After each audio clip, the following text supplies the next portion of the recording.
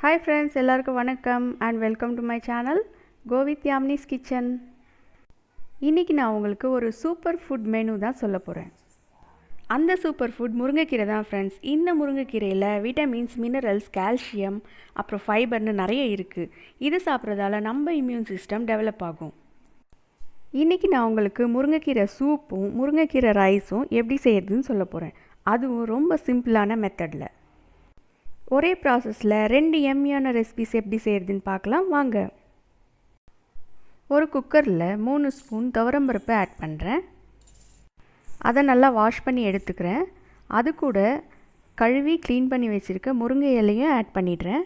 சின்ன சின்ன காம்பு இருக்குது, அதோடய ஆட் பண்ணுறேன் ஃப்ரெண்ட்ஸ். ஒரு 4-5 பல்லு பூண்டு தட்டி வச்சுருக்கேன், அதையும் இதில் சேர்த்துறேன். இது கூட கொஞ்சமாக தண்ணி சேர்க்குறேன். அதுக்கப்புறம் 1 ஸ்பூன் அளவுக்கு தனியா, 1 ஸ்பூன் சீரகம், கொஞ்சமாக மஞ்சத்தூள் சேர்த்துக்கிறேன். தேவையான அளவு உப்பும் சேர்த்துறேன். நான் இதில் ஒரே ஒரு பச்சை மிளகாய் சேர்த்துருக்கேன், அதுவும் பழுத்த மிளகாய்.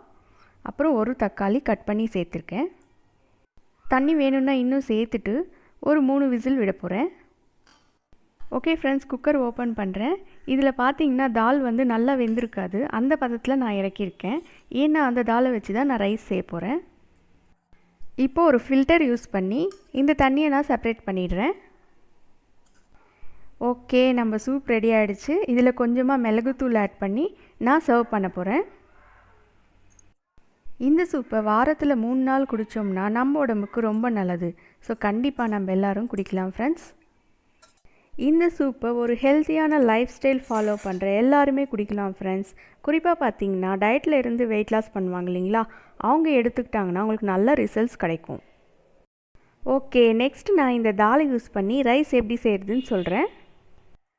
இதில் இருந்து நான் டொமேட்டோ ஸ்கின்ஸ் ரிமூவ் பண்ணிவிட்டு சின்ன சின்ன காம்பு இருக்குது, அதையெல்லாம் கூட எடுத்துடுறேன். இப்போது தாளிக்கிறதுக்காக ஒரு பேன் வச்சுருக்கேன். கொஞ்சமாக எண்ணெய் ஆட் பண்ணி கடுகு, சீரகம், உளுத்தம்பருப்பு, கடலைப்பருப்பு ஆட் பண்ண போகிறேன்.